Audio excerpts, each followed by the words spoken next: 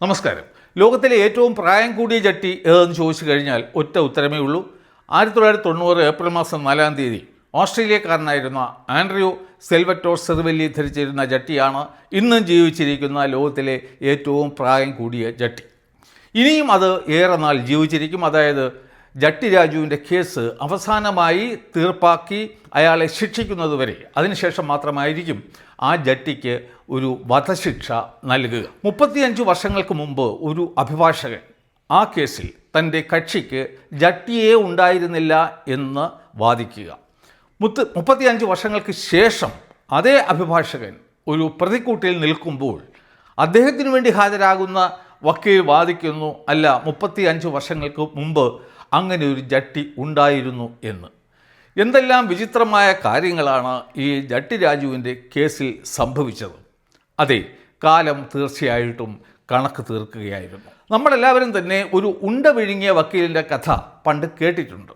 അതായത് ഒരു പ്രമാദമായ കൊലക്കേസിൻ്റെ വാദത്തിനിടയിൽ പ്രതിക്ക് വേണ്ടി ഹാജരായ അഭിഭാഷകൻ തൊണ്ടി മുതലായിരുന്ന ഒരു ചെറിയ വെടിയുണ്ട അദ്ദേഹം വിഴുങ്ങിയതിന് ശേഷം ഈ തൊണ്ടി മുതലിൻ്റെ സ്ഥാനത്ത് ഈ തോക്കിൽ കൊള്ളാത്ത വലിയൊരു വെടിയുണ്ട വച്ചു എന്നും അങ്ങനെ അദ്ദേഹം തൻ്റെ കക്ഷിയെ രക്ഷപ്പെടുത്തി എന്നും ആണ് ആ കഥ. ആ കഥയിലെ കഥാപാത്രം തികച്ചും സാങ്കല്പികമായ ഒരാൾ ആയിരുന്നില്ല. പണ്ടുകാലത്തെ ഏറ്റവും പ്രഗത്ഭനായ ക്രിമിനൽ അഭിഭാഷകനായിരുന്ന മള്ളൂർ ഗോവിന്ദപിള്ളയായിരുന്നു ആ കഥയിലെ കഥാപാത്രം. പണ്ടുകാലത്ത് മള്ളൂരും 3000 രൂപയും ഉണ്ടെങ്കിൽ ആർക്കും ആരെയും കൊല്ലാം എന്നൊരു ചൊല്ലും ഉണ്ടായിരുന്നു. 1878 മുതൽ 1969 വരെ ജീവിച്ചിരുന്ന മള്ളൂർ ഗോവിന്ദപിള്ളയുടെ നിയമത്തിലുള്ള ഈ പ്രാഗൽഭ്യം കണക്കിലെടുത്ത് ഏതോ ഒരു സരസനായ വ്യക്തി അല്പം അതിശയോക്തിയൊക്കെ ചേർത്ത് ഉണ്ടാക്കിയ ഒരു കഥയായിരുന്നു അത്.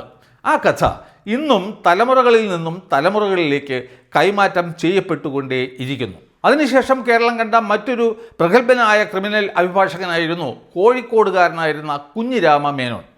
പല പ്രമാദമായ കേസുകളിലും അദ്ദേഹം ഹാജരായിരുന്നു. അതിൽ ഒരു ഉദാഹരണത്തിന് പറയുകയാണെന്നുണ്ടെങ്കിൽ 1969 ഏപ്രിൽ മാസം 28-ാം തീയതി നടന്ന കേരളത്തിലെ ഏറ്റവും ആദ്യത്തെ രാഷ്ട്രീയ കൊലപാതകം, അതായത് വാടിക്കൽ രാമകൃഷ്ണൻ കൊലക്കേസ്, നമ്മുടെ പിണറായി വിജയൻ ആ കേസിലെ 1-ാം പ്രതിയായിരുന്നു. ആ കേസിൽ അദ്ദേഹത്തിന് വേണ്ടി ഹാജരായതും ഈ കുഞ്ഞിരാമ മേനോൻ ആയിരുന്നു. 1990 ഓസ്ട്രേലിയക്കാരനായിരുന്ന ആൻഡ്രൂ സെൽവറ്റോർ സെർവെല്ലിയുമായി ബന്ധപ്പെട്ട മയക്കുമരുന്ന് കടത്ത് കേസിൽ പ്രതിക്ക് വേണ്ടി ഹാജരായത് ഇതേ കുഞ്ഞിരാമ മേനോൻ ആയിരുന്നു. അദ്ദേഹത്തെ സഹായിക്കാനായി സെലൈൻ വിൽഫ്രഡും ആൻ്റണി രാജുവും ഉണ്ടായിരുന്നു. ഈ കുഞ്ഞിരാമ മേനോൻ തൻ്റെ ജീവിതകാലം മുഴുവൻ വെള്ളം കോരി കഷ്ടപ്പെട്ട് പണവും പ്രശസ്തിയും ഒക്കെ സമ്പാദിച്ചതിനു ശേഷം തൻ്റെ ജീവിതാന്ത്യത്തിൽ കുടമിട്ട് ഉടയ്ക്കുന്ന ഒരു കാഴ്ചയാണ് ഈ ജട്ടി രാജുവിൻ്റെ കേസിൽ നാം കാണുന്നത്. ഒരു അഡ്വക്കേറ്റിൻ്റെ എത്തിക്സിന് ഒരിക്കലും യോജിക്കാത്ത വളരെ നികൃഷ്ടമായ ഒരു സമീപനമായിരുന്നു ആ കേസിൽ അഭിഭാഷകർ സ്വീകരിച്ചത്. നീതിന്യായ വ്യവസ്ഥയുടെ ചരിത്രത്തിൽ കേട്ടുകേൾവി പോലും ഇല്ലാതിരുന്ന ഒരു സംഭവമായിരുന്നു അത്. ഒരു അഡ്വക്കേറ്റ് എന്ന് പറയുന്നത് ഒരു കോടതിയെ ഒരു ശരിയായ വിധിയിലേക്ക്, ഒരു നിഗമനത്തിലേക്ക് എത്താൻ സഹായിക്കേണ്ട ഒരു കോടതിയുടെ തന്നെ ഓഫീസർ ആണ് എന്നാണ് സങ്കല്പം. അല്ലാതെ എന്ത് തെണ്ടിത്തനവും കാണിച്ച് പൈസയ്ക്ക് വേണ്ടിയിട്ട് തൻ്റെ പ്രതിയെ രക്ഷപ്പെടുത്തുക എന്നുള്ളതല്ല ഒരു അഡ്വക്കേറ്റിൻ്റെ ധർമ്മം. അവർ നടത്തിയത് വെറുമൊരു ക്രിമിനൽ കേസ് മാത്രമായിരുന്നില്ല. കോടതിയെയും നീതിന്യായ സംവിധാനത്തെയും വെല്ലുവിളിച്ചുകൊണ്ട് ഒരു കോടതിയെ തെറ്റിദ്ധരിപ്പിക്കുക, അതിലൂടെ ഒരു മയക്കുമരുന്ന് കേസിലെ പ്രതിയെ രക്ഷപ്പെടുത്തുക, അതിനുള്ള ഒരു ഗൂഢതന്ത്രമായിരുന്നു അവർ ആവിഷ്കരിച്ച് നടപ്പിലാക്കിയത്. തന്നിൽ നിക്ഷിപ്തമായ എല്ലാ കർത്തവ്യങ്ങളും മറന്നുകൊണ്ട് കോടതിയുടെ കസ്റ്റഡിയിൽ ഇരുന്ന ഒരു തൊണ്ടി മുതൽ അടിച്ചു മാറ്റി നശിപ്പിച്ചത് തൊഴിൽപരവും ധാർമ്മികവുമായ എല്ലാ മാനദണ്ഡങ്ങളുടെയും നഗ്നമായ ലംഘനമായിരുന്നു. ആ വൃത്തികെട്ട പ്ലാൻ ആദ്യമായിട്ട് രൂപം കൊണ്ടത് അഡ്വക്കേറ്റ് സെലൈൻ വിൽഫ്രഡിൻ്റെ മനസ്സിൽ ആയിരുന്നു. അത് നടപ്പിലാക്കുന്നതിന് വേണ്ടിയിട്ട് അവർ തൻ്റെ ജൂനിയറായ ആൻ്റണി രാജുവും അതുപോലെ തന്നെ കോടതിയിലെ പ്രോപ്പർട്ടി ക്ലർക്കായിരുന്ന ജോസുമായും ഒരു ഗൂഢാലോചന നടത്തി. കോടതിയിൽ നിന്നും തൊണ്ടി മുതലായ ജട്ടി അടിച്ചു മാറ്റി പുറത്തു കൊണ്ടുപോയി വെട്ടിച്ചെറുതാക്കി തിരികെ കൊണ്ടുവയ്ക്കുക. അതിനുശേഷം ഈ കേസിന് ഒരു വലിയ മാനവും സീരിയസ്നെസ്സും ഒക്കെ നൽകാൻ വേണ്ടിയിട്ട് കേരളത്തിലെ ഏറ്റവും പ്രഗത്ഭനായ ഒരു വക്കീലിനെ കോഴിക്കോട് നിന്നും കൊണ്ടുവരിക. അങ്ങനെയുള്ള ഒരു വക്കീൽ വരുമ്പോൾ സാധാരണഗതിയിൽ ഏത് കോടതിയായാലും അദ്ദേഹത്തിൻ്റെ വാദങ്ങൾക്കും വാക്കുകൾക്കും ഒക്കെ ഒരു പ്രത്യേക വില കൽപ്പിക്കും. ഒരു കള്ളമായ തെറ്റായ ഒരു കാര്യം അവതരിപ്പിക്കുന്നതിന് വേണ്ടിയിട്ടുള്ള ഏറ്റവും നല്ല ഒരു മാർഗവും അതുതന്നെ ആയിരുന്നു. അതുകൊണ്ട് തന്നെ അതും ഒരു ഗൂഢാലോചനയുടെ ഭാഗമായിരുന്നു. വാദസമയത്ത് തൻ്റെ കക്ഷി ജട്ടി തിരിക്കുന്ന ഒരു ആളല്ല എന്നും പോലീസ് കൃത്രിമമായി മറ്റേതോ ജട്ടി കൊണ്ടുവന്ന് വച്ചിരിക്കുകയാണ് എന്നും അത് ഈ പ്രതിക്ക് പാകമാകുന്ന ഒന്ന് അല്ല എന്നും വാദിക്കുക. എന്നാൽ അത്തരത്തിൽ ഈ ഇടിയിപ്പിച്ച് ഒരു പരീക്ഷണം നടത്തണം എന്ന് നിർബന്ധം പിടിക്കാതെയും ഇരിക്കുക. അങ്ങനെ തങ്ങളുടെ കക്ഷി ശിക്ഷിക്കപ്പെടും എന്ന് ഉറപ്പുവരുത്തിയതിനു ശേഷം വിധിക്ക് ശേഷം അപ്പീലുമായി നേരെ ഹൈക്കോടതിയിലേക്ക് പോവുക. അപ്പീൽ കോടതിയിൽ സാധാരണഗതിയിൽ ഈ അഭിഭാഷകർ തമ്മിലുള്ള വാദപ്രതിവാദങ്ങൾ മാത്രമേ നടക്കാറുള്ളൂ. അതിൽ കോടതി ആ കേസിൽ ഹാജരാക്കപ്പെട്ടുള്ള തെളിവുകളുടെയും വാദങ്ങളുടെയും അടിസ്ഥാനത്തിൽ കീഴ്ക്കോടതി അല്ലെങ്കിൽ ട്രയൽ കോടതി കണ്ടെത്തിയ വിധി ശരിയാണോ തെറ്റാണോ എന്ന് മാത്രമുള്ള ഒരു പരിശോധനയായിരിക്കും നടത്തുക. അവിടെ സാക്ഷി വിസ്താരമോ തെളിവെടുപ്പോ ഒന്നും തന്നെ ഇല്ല. അതുകൊണ്ട് തന്നെ സാധാരണഗതിയിൽ അത്തരം അവസരത്തിൽ ഈ സാക്ഷികളോ കക്ഷികളോ ഒന്നും തന്നെ കോടതിയിൽ പ്രസൻറ്റും ആയിരിക്കില്ല. അത്തരം ഒരു സാഹചര്യം മുതലെടുത്തുകൊണ്ട് കീഴ്ക്കോടതിയിൽ നടത്തിയ അതേ വാദങ്ങൾ ഹൈക്കോടതിയിലും നടത്തുക. അതിനുശേഷം പറയുക, ഞങ്ങൾ കീഴ്ക്കോടതി മുമ്പാകെ ഈ ജട്ടി ഈ പ്രതിയെ ധരിപ്പിച്ച് നോക്കി ഒരു പരീക്ഷ നടത്തണം എന്ന് പറഞ്ഞിരുന്നു, ആവശ്യപ്പെട്ടിരുന്നു. എങ്കിലും കീഴ്ക്കോടതി അതിന് തയ്യാറായില്ല. അതിനുശേഷമാണ് ഈ പ്രതിയെ ശിക്ഷിച്ചത്.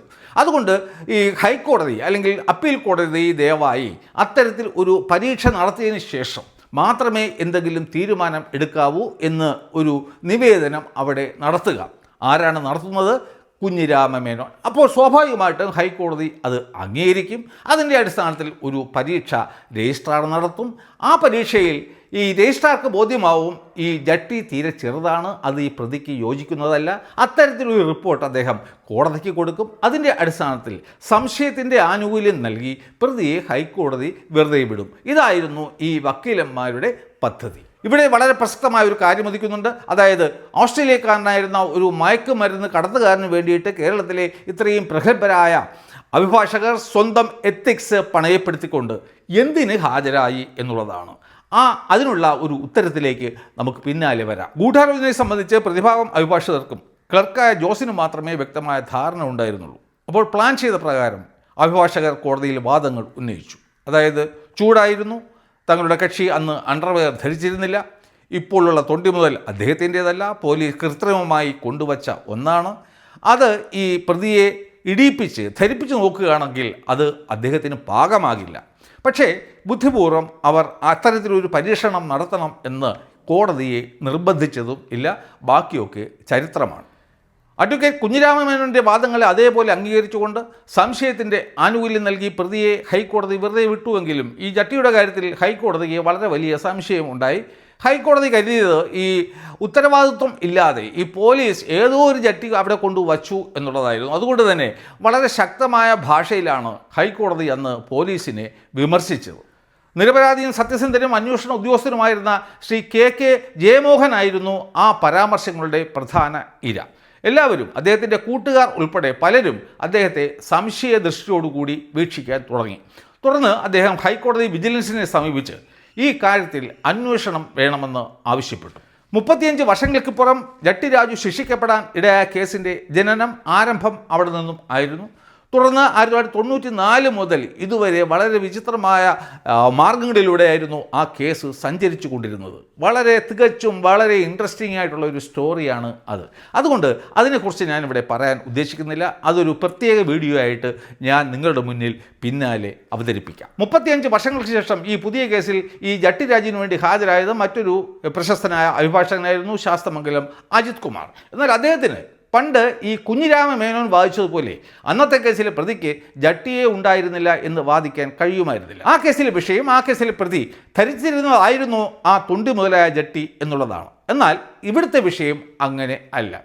ഇനി ജട്ടി ആരുടേതായാലും ആ കേസിൽ ഉണ്ടായിരുന്ന തൊണ്ടി മുതലായ ജട്ടിയെ ഈ ആന്റണി രാജു അടിച്ചെടുത്ത് വെളിയിൽ കൊണ്ടുപോയി വെട്ടി ചെറുതാക്കി തിരികെ തൊണ്ടി മുതലാക്കി മാറ്റുകയും അങ്ങനെ ആ കേസിലെ പ്രതിയുടെ ശരീരത്തിന് യോജിക്കാത്ത ഒരു ജട്ടിയാക്കി മാറ്റുകയും ചെയ്തോ ഇല്ലയോ എന്നുള്ളതാണ് ഈ കേസിലെ വിഷയം. അപ്പോൾ പ്രോസിക്യൂഷൻ കേസിനെ എതിർക്കാൻ വേണ്ടിയിട്ട് അജിത് കുമാർ വാദിച്ചത് ഈ പ്രതിയിൽ നിന്നും അന്ന് ജട്ടി ഊരി വാങ്ങി അതിൻ്റെ മഹസർ തയ്യാറാക്കിയ വേളയിൽ അതിൻ്റെ ഈ സൈസിനെ സംബന്ധിക്കുന്ന വിശദാംശങ്ങൾ കൃത്യമായി രേഖപ്പെടുത്തിയിട്ടില്ല. അത് രേഖപ്പെടുത്താത്തിടത്തോളം കാലം അതിനുശേഷം അത് വെട്ടിച്ചെറുതാക്കിയോ ഇല്ലയോ, അതിൻ്റെ മെഷർമെൻറ്റിൽ മാറ്റം വരുത്തിയോ ഇല്ലയോ എന്ന് സ്ഥിരീകരിക്കാൻ കഴിയില്ല. അത് ഈ പ്രോസിക്യൂഷൻ കേസിനെ അപ്പാടെ ഇല്ലാതാക്കുന്ന ഒന്നാണ് എന്നായിരുന്നു അദ്ദേഹം വാദിച്ചത്. എന്നാൽ 1990 അന്നത്തെ കേസിലെ പ്രതിക്ക് ജട്ടിയെ ഉണ്ടായിരുന്നില്ല എന്ന് വാദിച്ച, കൂടാതെ താനാണ് ഈ ജട്ടി അടിച്ചു മാറ്റി വെളിയിൽ കൊണ്ടുപോയി വെട്ടി ചെറുതാക്കി തിരികെ കൊണ്ട് വച്ചത് എന്ന് കൃത്യമായ ബോധ്യമുള്ള ഈ ആന്റണി രാജു ആ സമയം ഇളിഭനായി ഒരു ലജ്ജയുമില്ലാതെ ആ പ്രതിക്കൂട്ടിൽ നിൽപ്പുണ്ടായിരുന്നു. അപ്പോൾ താൻ ഉൾപ്പെടെയുള്ള അഭിഭാഷക സംഘം 1990 പ്രതിക്ക് ഇല്ലായിരുന്നു എന്ന് പറഞ്ഞ ജട്ടിയെ നീണ്ട 35 വർഷങ്ങൾക്ക് ശേഷം ഇപ്പോൾ ശൂന്യതയിൽ നിന്നും പൊക്കിയെടുത്ത് കോടതിയെ കാണിക്കേണ്ട ഒരു ഗതികേടിലാണ് ആന്റണി രാജു എത്തിച്ചേർന്നത്. അത് തികച്ചും ദയനീയമായ ഒരു കാഴ്ചയായിരിക്കണം. അതിന് സാക്ഷികളായിട്ട് നമ്മുടെ കുഞ്ഞിരാമ മേനോൻ്റെയും സെലൈൻ വിൽഫ്രഡിൻ്റെയും ആത്മാക്കൾ ഉണ്ടായിരുന്നിരിക്കണം. ഇവിടെയാണ് ഈ കേസിൽ ഒളിഞ്ഞടക്കുന്ന ഒരു ഫലിതം എൻ്റെ ശ്രദ്ധയിൽപ്പെട്ടത്. അതായത് ഈ 1990 കേസിനെ സംബന്ധിച്ച് ഇപ്പോഴത്തെ പ്രോസിക്യൂഷന് വ്യക്തമായ ധാരണ ഉണ്ടായിരുന്നു എങ്കിൽ ഒരു ചോദ്യം ഈ പ്രതിഭാഗം അഭിഭാഷകനോട് ചോദിക്കാമായിരുന്നു. 1990 വക്കീലായിരുന്ന നിങ്ങളുടെ കക്ഷി അന്നത്തെ കേസിൽ വാദിച്ചത് പ്രതിക്ക് ജട്ടിയെ ഉണ്ടായിരുന്നില്ല എന്നാണ്. എന്നാൽ ഇന്ന് പറയുന്നത് ജട്ടി ഉണ്ടായിരുന്നു എന്നും എന്നാൽ അതിൻ്റെ മെഷർമെൻറ്റ്സ് പോലീസ് കൃത്യമായും മഹസറിൽ രേഖപ്പെടുത്തിയില്ല എന്നുമാണ്. ഇതെങ്ങനെ ശരിയാവും? അങ്ങനെ ഒരു സംശയം ഉന്നയിക്കാൻ ധാർമ്മികമായി നിങ്ങളുടെ കക്ഷിക്ക് അർഹതയുണ്ടോ എന്ന് ചോദിക്കണമായി. അങ്ങനെ ഒരു ചോദ്യം ഉണ്ടായില്ല. ഒരു ചോദ്യം ഉണ്ടായിരുന്നുവെങ്കിൽ ആ സമയത്ത് ഈ ജട്ടി രാജുവിൻ്റെ മുഖത്ത് തെളിയുന്ന ഭാവം എന്തായിരുന്നു എന്ന് നിങ്ങൾ ഒന്ന് മനസ്സിൽ സങ്കല്പിച്ച് നോക്കുക.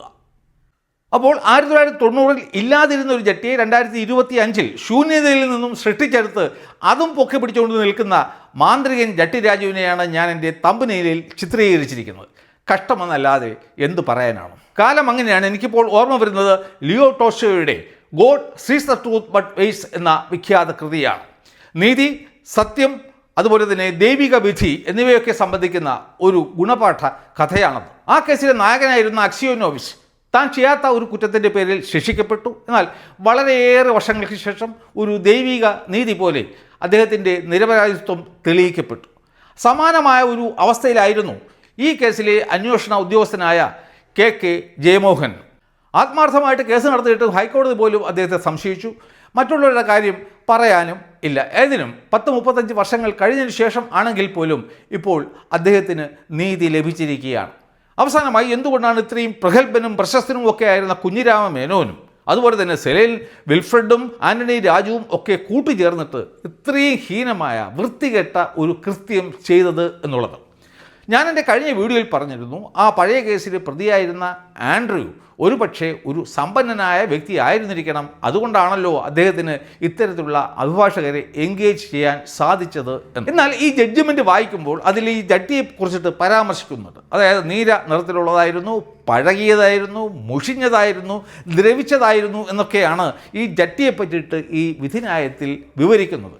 അങ്ങനെയാണ് എന്നുണ്ടെങ്കിൽ ഈ ആൻഡ്രൂ നമ്മുടെ ഗോവിന്ദചാമിയെ പോലെ ഒക്കെ ഒരു ക്രിമിനൽ ആയിരുന്നിരിക്കണം എന്ന് വേണം നാം മനസ്സിലാക്കേണ്ടത്. അതുകൊണ്ട് ഈ ആൻഡ്രൂവിൻ്റെ കേസ് നടത്തിയത് അദ്ദേഹം സ്വന്തമായിട്ട് ആയിരുന്നിരിക്കില്ല. തീർച്ചയായിട്ടും ഈ മയക്കുമരുന്ന് ലോബി ആയിരിക്കും ഈ വക്കീലന്മാരെ ഒക്കെ തന്നെ സ്പോൺസർ ചെയ്തിട്ടുള്ളത്. അതായത് ഈ സംസ്ഥാനത്ത് 2.5 വർഷത്തോളം മന്ത്രിയായിരുന്ന ഈ ജട്ടി രാജു ഒരു മയക്കുമരുന്ന് കേസിലെ പ്രതിയെ ശിക്ഷിക്കാൻ വേണ്ടിയിട്ടാണ് ഈ അഭ്യാസങ്ങളൊക്കെ, ഈ ട്രപ്പീസ് അഭ്യാസങ്ങളൊക്കെ നടത്തിയത് എന്ന് നാം മനസ്സിലാക്കണം. എന്നിട്ട് ഒരു ലജ്ജയുമില്ലാതെ കഴിഞ്ഞ ദിവസവും ഒരു വീഡിയോയിൽ പറയുകയുണ്ടായി, ഞാൻ കരുതുന്നത് ഞാൻ കുറ്റക്കാരനാണെന്ന് തെളിയിക്കാനുള്ള യാതൊരുവിധ തെളിവും ഈ കേസിൽ ഇല്ല എന്നുള്ളതാണ്.